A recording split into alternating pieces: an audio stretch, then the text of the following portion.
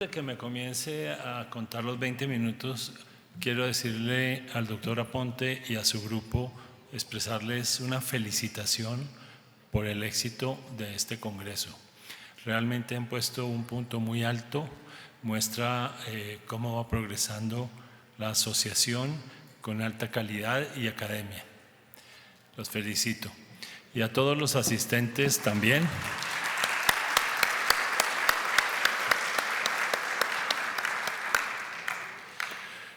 Bueno, entonces vamos a comenzar. En los siguientes 20 minutos vamos a hablar de una conferencia que me puso el doctor Aponte muy difícil, que es el ultrasonido endoscópico en el tubo digestivo alto, cuando el 98% de los procedimientos son altos. Entonces,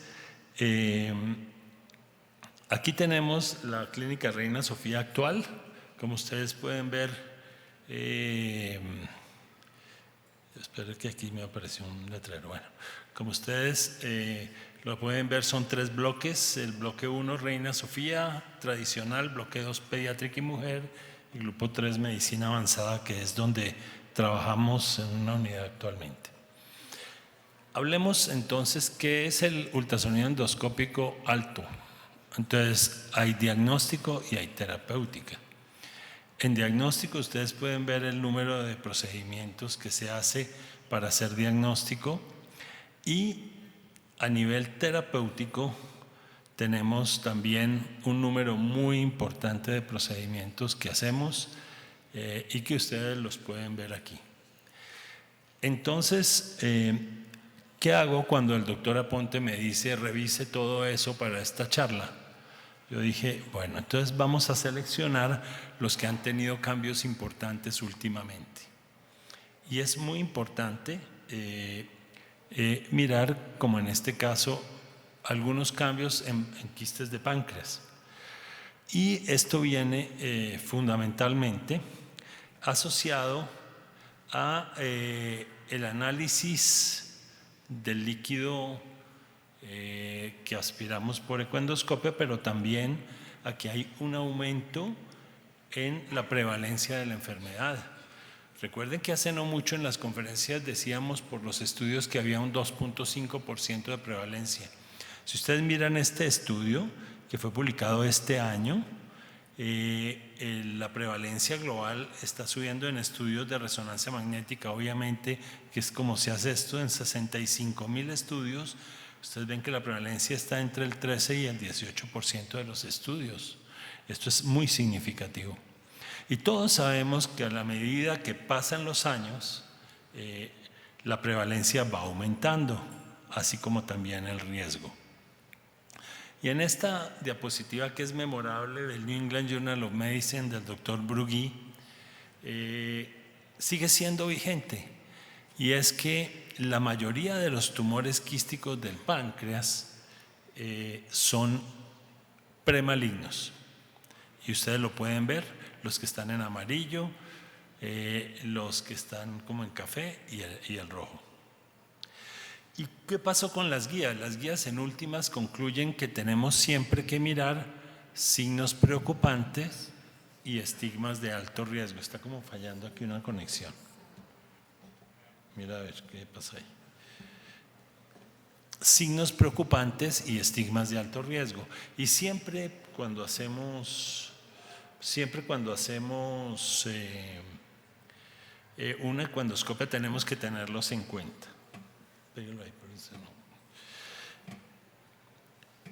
¿Qué es lo que pasa?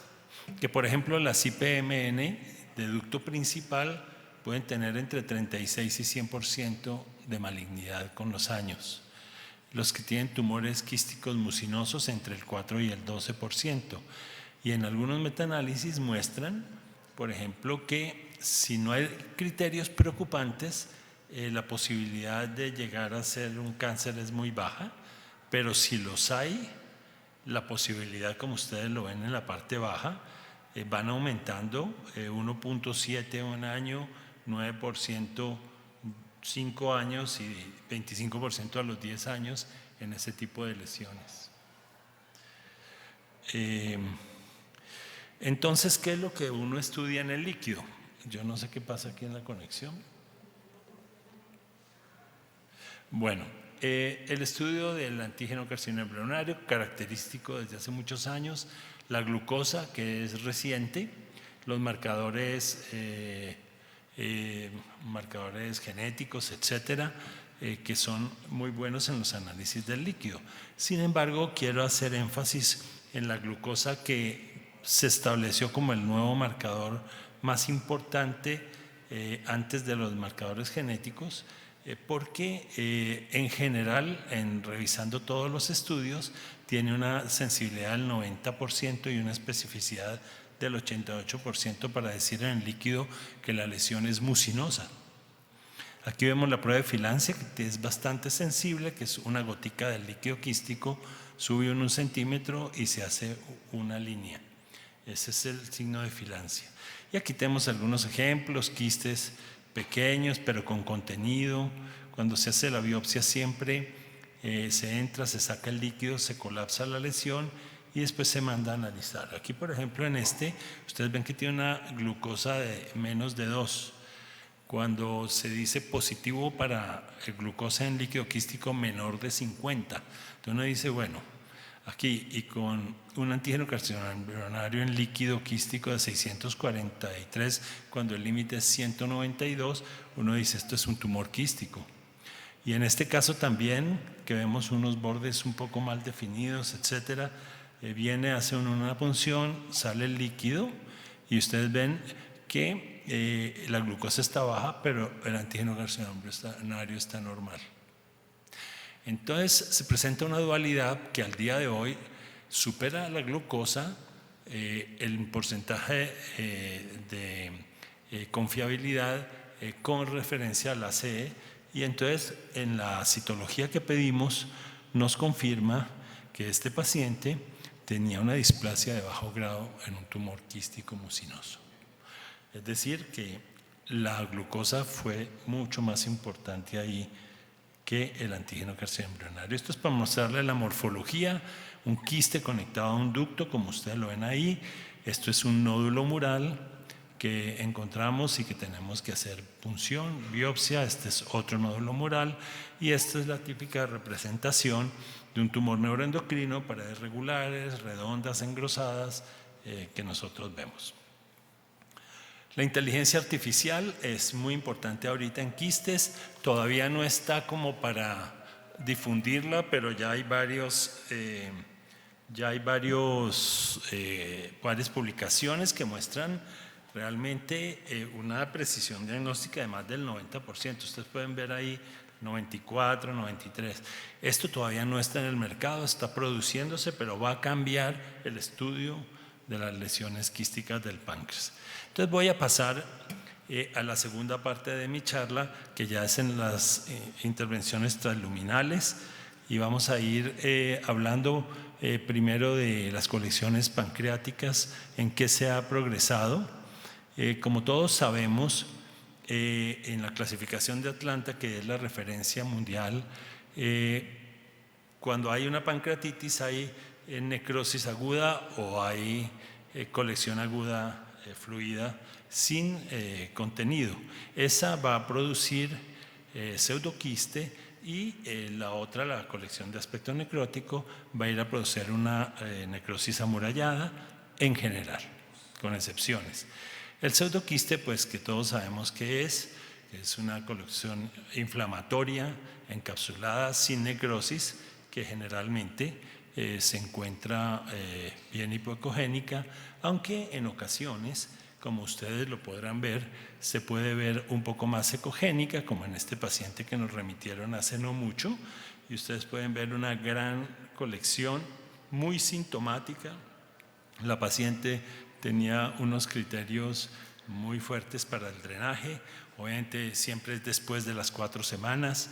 Aquí estamos mirando en ecoendoscopia la vascularización por donde vamos a entrar. Esa es la ventaja de la ecoendoscopia. Antiguamente se hacía sin ecoendoscopia y habían accidentes por sangrado importante, por no poder escoger un vaso, evitar los vasos gástricos. Entonces, una vez escogido el sitio, más lejitos de los vasos, podemos hacer una aproximación a la cavidad del pseudoquiste, como ustedes lo ven acá. Este es un procedimiento reciente que hicimos hace 2 o 3 semanas, y aquí vemos cómo con una prótesis de aposición que en un momento dado abrimos, y con la ventaja de que el posicionamiento de esta prótesis es en 2 o 3 minutos si hace el proceso normal.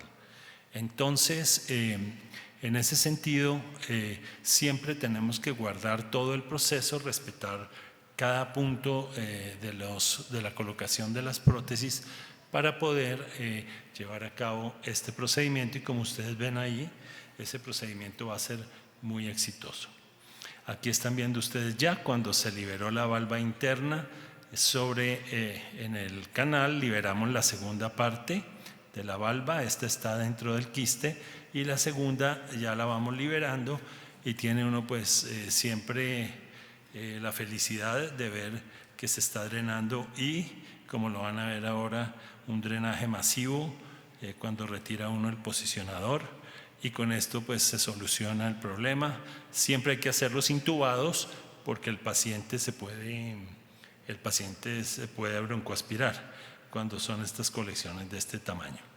Pasemos también a la necrosis amurallada. Entonces es igual, es una colección ya madura, más de 4 semanas, pero lleva un contenido necrótico. Ustedes saben que para intervenir una necrosis tiene que haber características.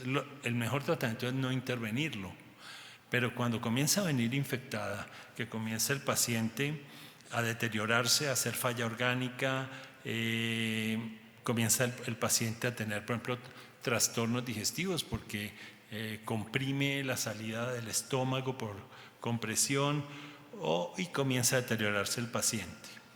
En ese caso, drenamos por ser altamente grave dejar el paciente sin drenaje, como en este caso.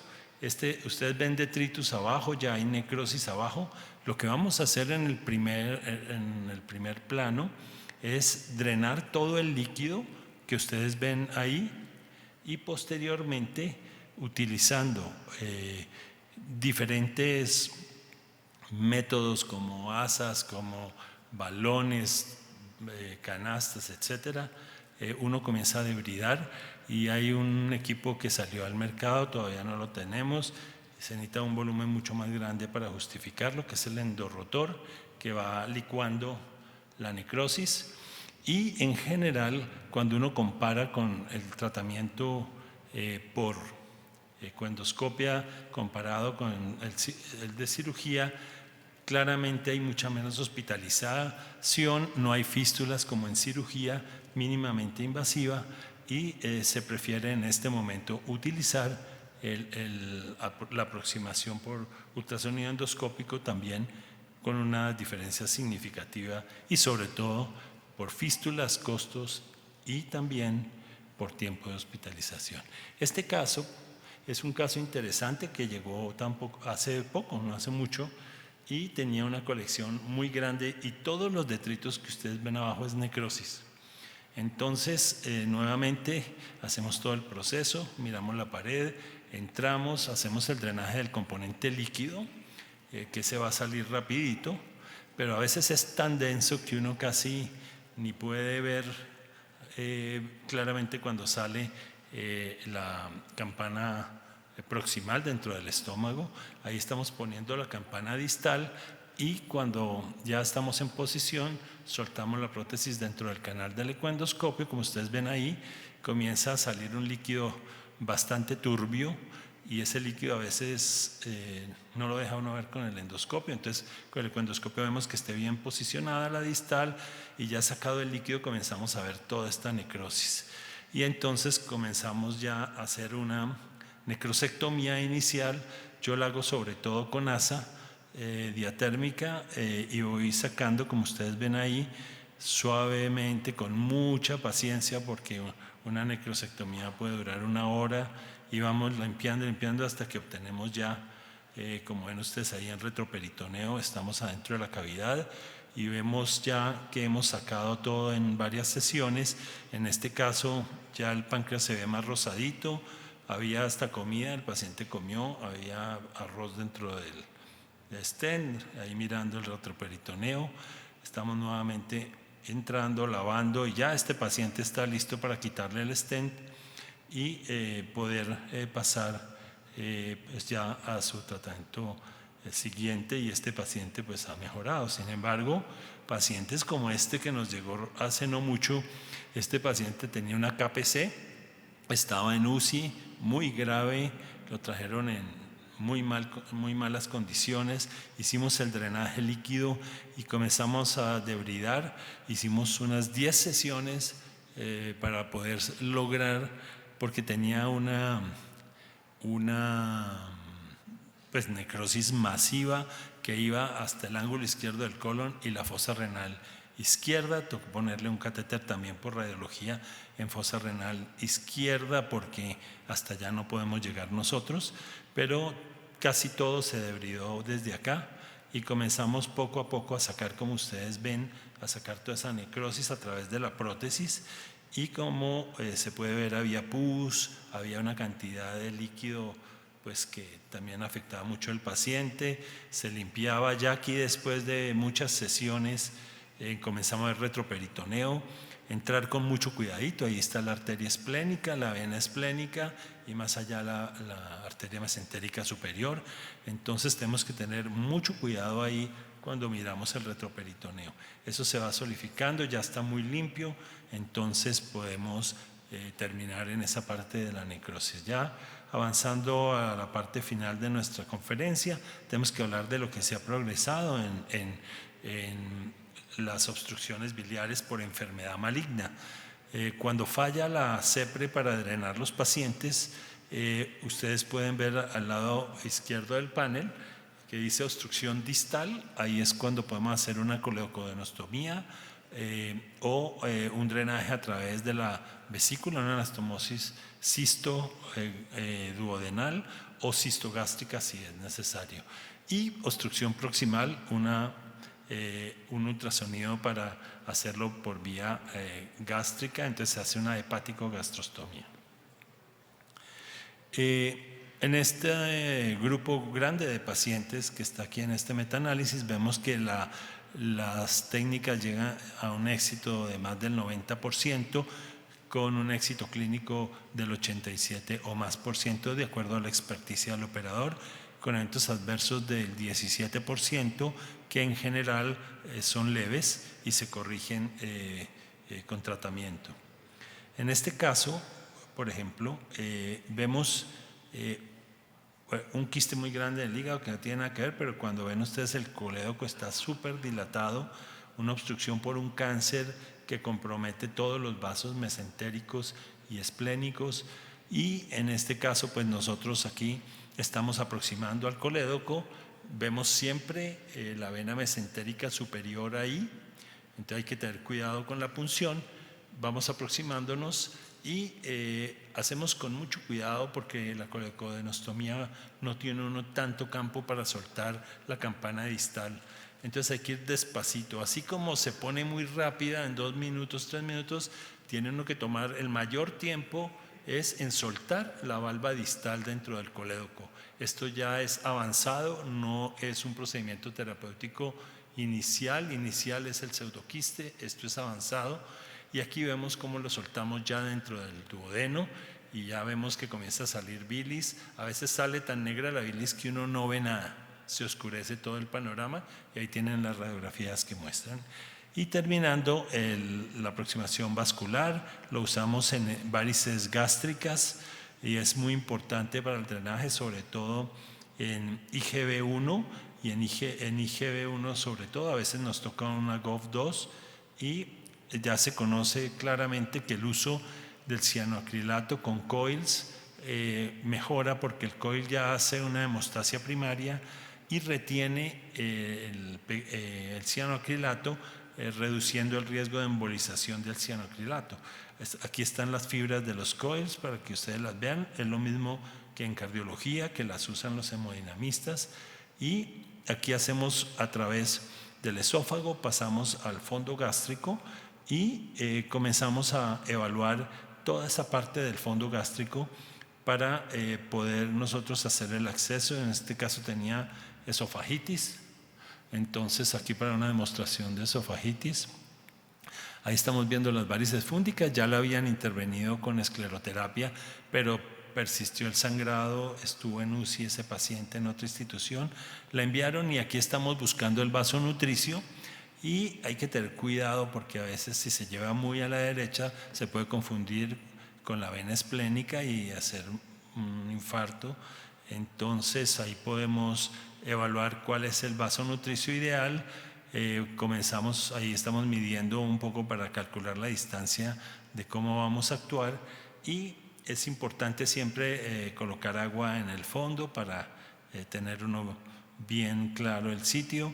Y aquí estamos viendo nuevamente cómo se va llevando desde ahí. Estamos haciendo la punción, ahí vamos a entrar, entramos dentro del vaso y ustedes ven cómo está saliendo ya el primer coil. Este es uno de 10, entre 8 y 14 usamos. En este caso usamos el primero de 10 y pusimos un segundo también. Ahí ustedes ven cómo se va enrollando. Y después colocamos rápidamente lo que es el cianoacrilato para obtener ya un espesor suficiente para ocluir el vaso entre los coils y el cianoacrilato. Y ustedes pueden ver que al final de esto puede uno ver que ya no hay realmente... ya no hay casi vascularización, cómo ha cambiado toda esa cantidad de vasos por esto. Para terminar mi conferencia quiero decirles que el ultrasonido endoscópico actualmente pues se ha venido desarrollando de una forma muy importante y sobre todo por el lado terapéutico. Pero el lograr hacer bien los procedimientos requiere un entrenamiento adecuado, con una responsabilidad por parte del operador muy grande. No debe entrarse nadie solo a hacer esto, y menos desde el principio. Y para realizar un procedimiento de calidad se necesita entrenamiento, tranquilidad y conocimiento. Muchas gracias. Mil gracias, doctor Sabac, por su excelente conferencia matizada por experiencia suya en el mundo real. Siguiendo las estrictas recomendaciones del señor presidente, el tiempo se ha agotado. Invitamos a todos a un coffee break. No sin antes decir mil gracias a Harvard University por su contribución a este evento. Muchas gracias. Bueno, ya